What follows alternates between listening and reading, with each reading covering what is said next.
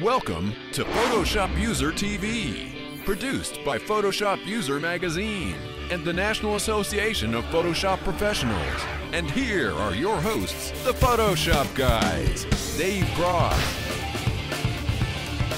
Matt Kloskowski, and Scott Kelby. This week's episode is brought to you in part by MPix, delivering the highest quality prints and products from your photos, period. Shoot today, upload tonight, we ship tomorrow.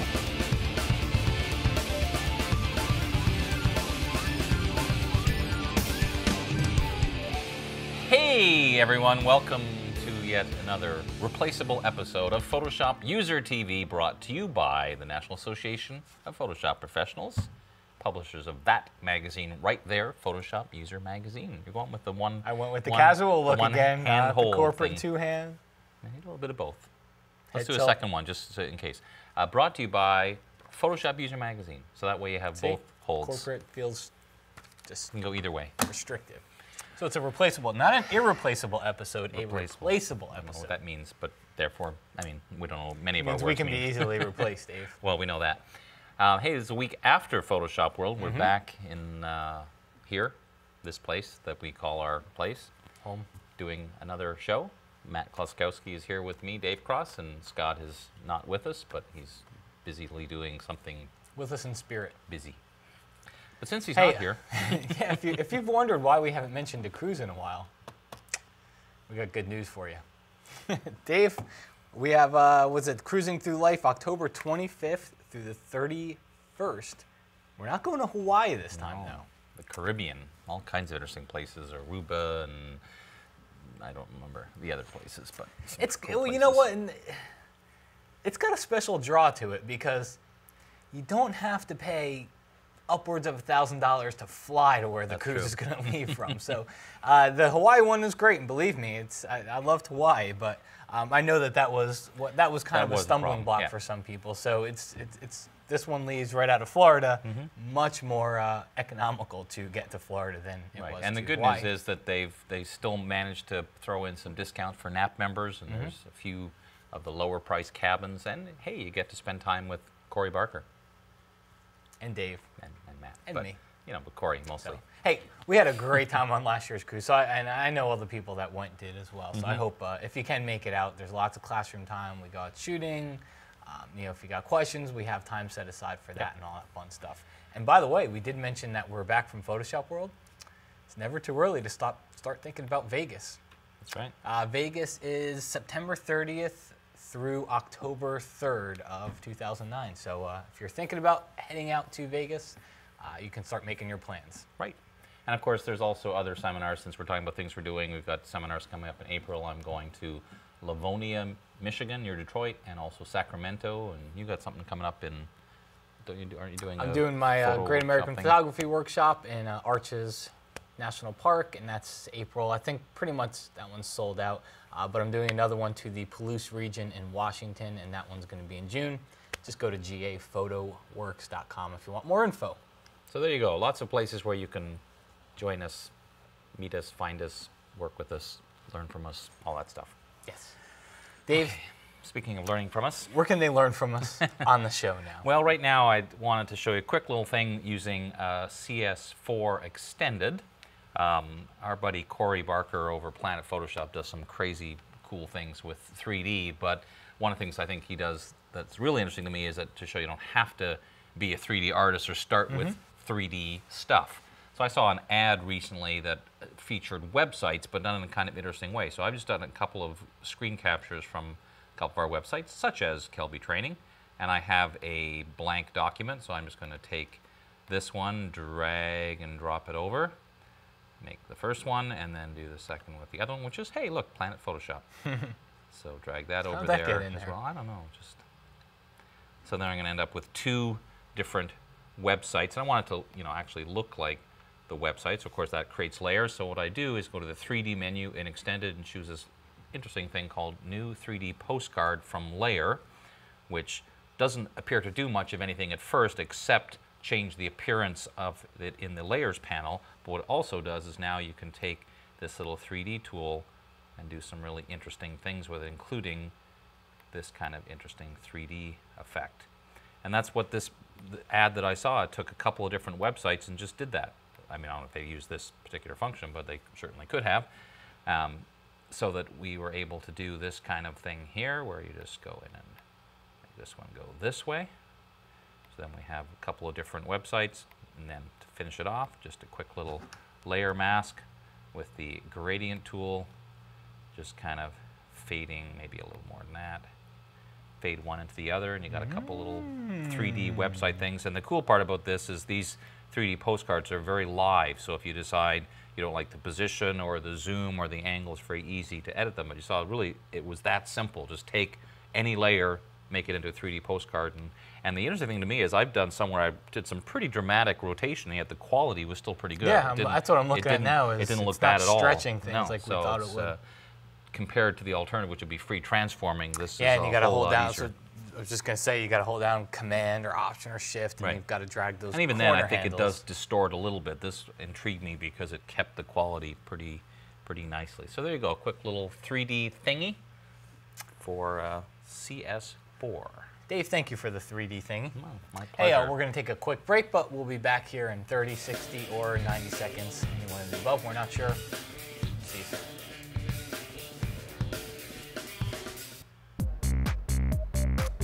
All right, beautiful, beautiful. Okay, a little bit closer. Okay, that's it. Work a little bit to the side. Yep, there we go. That's it. Hold it. Time for a close-up. Brad, need 2.5 F2. Can I get that hair adjusted, please? All right, the hair's looking good. Looking good. All right. That's it. Work the hair. Work the hair. Come on. That's it. Give it to me. There we go. Beautiful. Beautiful. Yes. Work the hair. That. Oh, look at the eye. Give me that. Oh, there we go. Beautiful. Excellent. Hold that pose. There we go. Beautiful.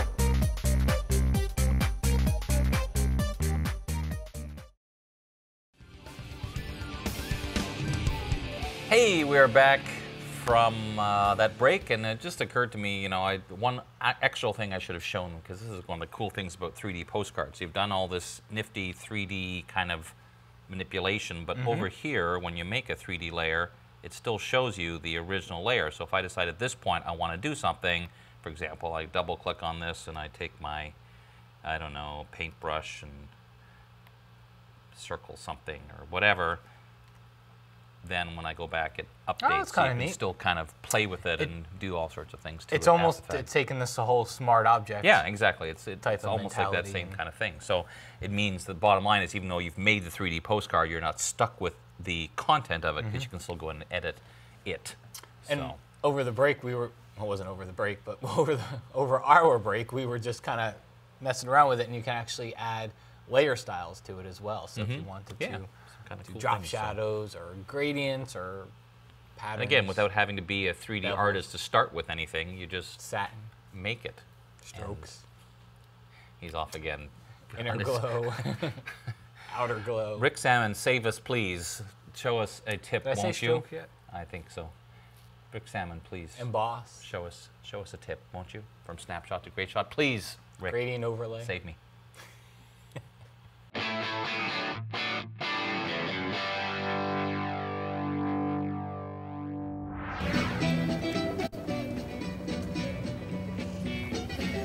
Hey, I'm Rick Salmon. I'm back with another Snapshots to Great Shots. I'm back here with Jen. Hello. How you doing? I'm good. Okay, I want another great shot of me, okay? Okay. Surrounded by this little device here, okay? So why don't you go over there and take the shot and let's see how it's gonna come out. Okay. It's gonna be a snapshot, I'll tell you. Okay, check it out. Okay, exactly what I expected. Very harsh lighting, right? Yeah. Now, in this situation, we can't really move into the shade, right? So my friend Jason over here has the diffuser. And what the diffuser is going to do is going to soften the light. And it's Okay. also going to compress the brightness range, okay? Okay. So now go over here. Jason, you're doing a great job. Okay, take the shot. Let's see. Okay, very soft, even lighting, much Yeah. better. But you know what? I'm going to throw in another tip here. Okay. The name of the game is to fill the frame. You don't want any dead space. This picture has too much dead space in it, so let's move in a little. Go back Okay. here. Move in or zoom in. Okay. Now, before zoom lenses, what do? We used to zoom with our feet. Let's check it Good. out. Excellent. Another example of turning a snapshot into a great shot. I'll catch you later.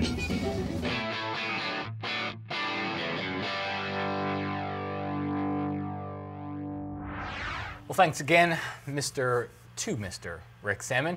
Hey, we got a quick break coming up, and after that, I've got my tutorial, we've got our contest, and all that fun stuff, so see you back here in a minute.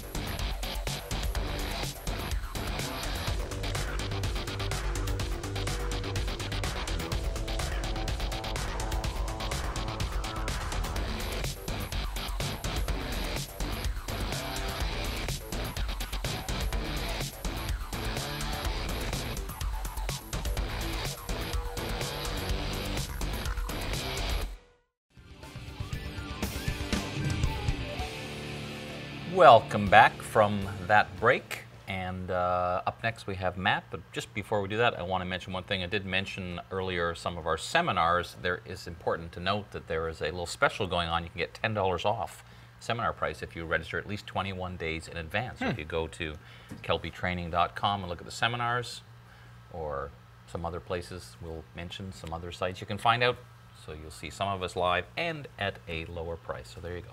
Very nice, Mr. Cross. And I'm just going to get my thing set up to record. That'd be good. Before I go on. Good idea. Alrighty. Did I actually set it up, Dave? I don't know. I saw you open it, but I didn't know. I opened it, but man, this is a tight ship we run here. Yeah, it's recording. All right. Phew. So two things. I'm going to do a tutorial here, and we're going to change around the one for the road that we do at the end of the show this week, and it's going to be kind of a mini tutorial. We're going to do something on a plugin, and I think it's really interesting to see how we're going to compare this. But anyway, I just want to let you know that ahead of time. All right, so one of the things we're going to do is take a look at how to put text into an object. Now, we can do this a couple different ways. We could take our shape tool here, and you could use your custom shape tool, and you could select any one of these shapes that you see inside of the shape picker and draw one onto your canvas, and then take your type tool. And if you click inside, you'll see my cursor. See how my cursor gets that kind of rounded shape to it? Well, if I click inside of there, I can put text, and this is some text, and this is more text. And you'll see how it automatically gets fit into that shape. All right? But we come up on a little bit of a different problem here, and that is I don't want to put text into this shape, which I can use the custom shape tool, or I can create a shape of my own with the pen tool. And that's what we're going to do here. But here's where we come into some problems. I don't want to put it in the light bulb. I want to put it around the light bulb. So you think, well, you could draw the pen tool around the light bulb, and then you could invert it. But it's not really like selections. We don't just invert a path that we draw. So here's something that we can do that works a little bit more efficiently, I think. So we select our pen tool here. Make sure you choose the shape layer. It's the first option on the left-hand side. And the next thing I want to do here is just add a little bit of canvas space. So let's take this, and what we're going to do is just drag from the top left to the bottom right of the image, and then hold down Option-Shift on the Mac or Alt-Shift on the PC. If I do enter return, then it fills it with white, which means you just need to switch your background color to black, because it's going to add canvas in whatever color your background color is set to. All right, so now I have all black around there. Now we're going to take our pen tool. Remember, we have the shape layer option selected. And what I'm going to do here is I'm going to start creating a path, all right? And you don't have to do this perfectly, because you're going to see in a second here, it doesn't rely on, we're not going to put the text right up against this light bulb here. I am going to do one thing though. I'm going to lower the opacity of that shape layer, because I really don't want to see it. I just need it for a path. Okay, and just draw. And since Scott's not here, I'll say it. Click, hold, and drag. Click, hold, drag. Click, hold, drag. See? Even though he's not here, his words live on. All right, and we're going to come up right up to the point. Let me zoom in for you. Right up to the point. You see, if I hold my cursor right over the top there, it kind of shows me a little circle. All right? That means I would close the path. I don't want to close the path. I'm going to come up right next to it. All right? And click. Now I'm going to go down, and I'm going to click on the bottom edge of the canvas, and then just go to the bottom right, go to the top right, go to the top left, and the bottom left, then bring it right back around to where we were, and then I'll go ahead and I will close the path. So right now, if you look over here in my layers palette, take a look at that shape layer. So I basically created a shape that's everything but that light bulb, okay? So now what this is gonna allow me to do, because remember, I just set the opacity down to 0. We don't actually have to see that shape layer. I'm gonna select my type tool, and you can choose your font here, and notice my cursor. See how it now has, see how it's got that little kind of curved edge to it? So if I click inside of here, it's gonna let me type. So I'll just put, this is some text, Dave, and this, Dave, is some more, I just spelled it, some more text. And then let's go ahead and copy that. I'll paste it, and I'll even kind of change it up a little bit. Dave, once more I will be typing. Did you see it kind of jump over to the right there? Typing some text. All right, let's copy that, and then I'll start pasting it. See, as I paste it each time, it's kind of just conforming to whatever shape that I drew around that light bulb. Nifty. Very cool. Nifty, nifty. So obviously you wouldn't be copying and pasting text, you'd be continuing to type your text. But what's nice about this is it is a type layer. So I could double click and select all that text. I could change its color, maybe pick up a yellow from back there. I could change the font if I wanted to.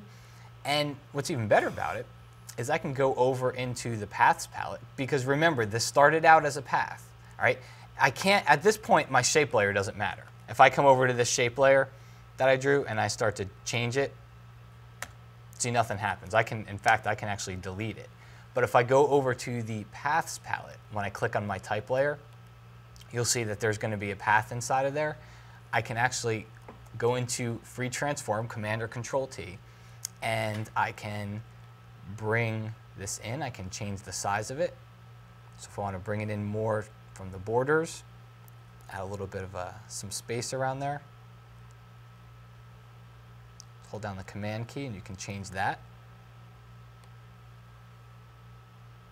Okay. I can also, and hit Enter or Return, and you're going to see your text reflows to go around it. I can go in here, I can free transform it, and I can make it bigger or smaller if I wanted to. Although I don't want to, but that's the way that you could. And then go back over to your layers palette. And the question everybody asks is, what about that little line? All you got to do is just click off of the layer that's actually using it, and you're not going to see that line anymore. Sweet. So, thank you. Very cool. And you know what? When we get to our things to do, I'll have a nice add-on to what you just did with the text. Nice. So, very cool. All right, contest time, I do believe. Last week, I showed you a filter and said, what is this filter? And it was the patchwork filter. Ooh. Patchwork. It wasn't the, would you call it, the little square embossed little thingy? Square embossed filter. Which could be another name for it, but no. So once again, this week we're going to follow that up with another question once we know what we're going to give you, which is We are going to give you a copy of my Photoshop CS4 Power Session. See? All cameras. See? All right, so this is the Power Session is kind of the DVD for the new features in Photoshop. We also have a copy of Scott's Photoshop CS4 book for digital photographers. And finally, we will throw in a NAP membership. 1-year NAP membership. Get your Photoshop User magazine. If you already have a membership, we'll extend it by a year. Very good.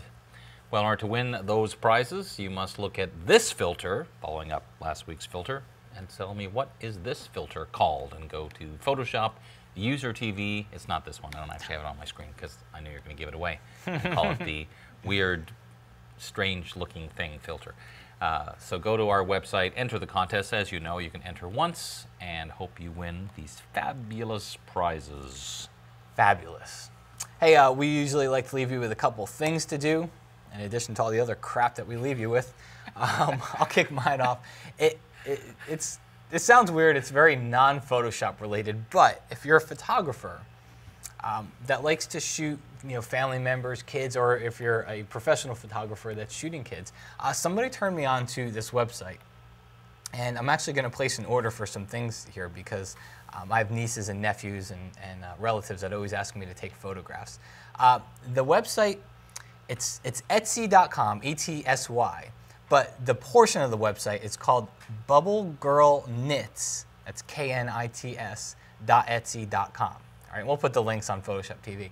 What it is it's children's accessories and children's wear. And when you look at the stuff, you'll see it's these cute little hats and jackets and shoes and lots of little things that children can wear.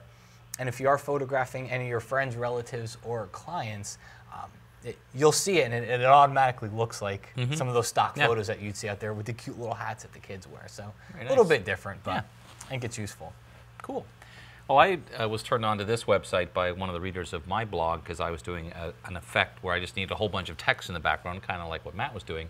It's called Blind Text Generator, and it lets you generate text in different styles, either the good old lorem ipsum style we used to use, or a whole bunch of different ones. You can put the number of characters, paragraphs, and you just copy and paste it, and you've got nicely generated text for you, all ready to go. So it's just kind of cool. I like it that it gives you other options than lorem ipsum. Right, exactly. Because sometimes dulce. That just doesn't look realistic. This one, now it's interesting to actually read some of the stuff because it's real words, but it's like, it showed a lady fitted out with a fur hat and a fur boa who sat upright, raising a heavy fur muff that covered her entire lower arm towards the viewer. That's what it says. I know. So anyway, that's all right. So I think we're supposed to do one for the road, but I think it's going to turn into two for the road. Okay. We got like almost a little mini, kind of a tutorial. So should I kick it off? Or? Go for it. All right. So I'll kick it off here with what I was telling you before about plugins, because we get a lot of questions these days about plugins and people wondering what our thoughts are on plugins and which ones are useful or not. Nick's got a plugin called Silver Effects Pro. It's a black and white plugin. And when I saw the demo, I saw, okay, it's a really cool black and white plugin. But then once I started actually using it, I started realizing how much more powerful it is. So let's go to my adjustments palette here. And I'm going to add a black and white adjustment in Photoshop. Because if you're asking yourself, well, can I do this in Photoshop? Yes. All right. And I'm going to go to my blues over here. If I want to control my sky, see what's happening? All right, let me see if I can zoom in. Look at the banding that we're starting to see up here. Okay? So we get pretty funky looking stuff, right? And this happens to me. I never really knew, but this happens to me a lot with the black and white filter or adjustment inside of Photoshop. So one of the main reasons why I really started using Silver Effects Pro is because I get a much better quality black and white photo from it. All right, so I'm not even going to skim the surface of what you can do inside of here. My favorite is all the little presets that they have on the left-hand side. But you can add these control points. I'm going to drop one over onto the sky here. I'm going to make it a little bit bigger because I want it to encompass the better part of the sky on the right-hand side. And I'm going to start to increase the brightness. All right, let me zoom in for you. See the difference? Look at the difference in quality. We're looking at the same area that we were looking at inside the other photo. And I'm giving it a significant brightness enhancement here. Okay? Or you can darken it because we got our banding when we were darkening as well. So it's overall, it's a cooler way to add black and white. You get all these different options here. If you scroll down on the right-hand side, you can do color filter. There's stylizing. Take a look at the stylizing list inside of here. There's different film types. It's got pretty much the best grain simulation that you're going to find out there, but just quality. You know, that banding happens to me a lot inside of Photoshop, so that's one of the things that I always found to be a big benefit of Silver Effects. So nicksoftware.com. Right, and we were talking about the whole idea of plugins before, and like people asked, do I really need them? I said, we don't really need them because yes, you can do these same things in Photoshop, but often what the plugin companies do is they find a quicker way or a way that's a little more accurate, gets your job done quicker, or in some case, like in this case, a difference in quality. Yeah. So that's why we look at these plugins to tell you what's out there. And the main thing I tell people is, first off, if it's a production thing, you have to just weigh, how much time are you saving versus how much it costs. Does the plugin cost $200? Are you going to make that time up? Only you know. The other thing is if photography is a passionate hobby for you, how much money is it worth? Are you really going to go out and buy the plugins? But if it makes your hobby more enjoyable, that's, again, the things you have to weigh for it. So, very good. Good stuff. All right. I think we've given you plenty of info this time around. No, it wasn't two for the road. Your tip, never mind. Okay. I thought you were going to do another one for the road. Oh, I realized that your text thing was the add-on. That was my add-on thing, yes. Okay, we can proceed, Dave. Well, thank you. I now feel compelled to end the show now that I'm allowed to proceed. So thank you for watching. Thank you for our sponsors who sponsor our show each and every week. Hope you'll come back next time. Well, thank you, Matt. It was most enjoyable spending this time together. Now that you got my name right this week. With all of you, Mike and Jim. And Frank, and thanks, Bobby. See you next time. Take care, everybody. Photoshop User TV. Bye.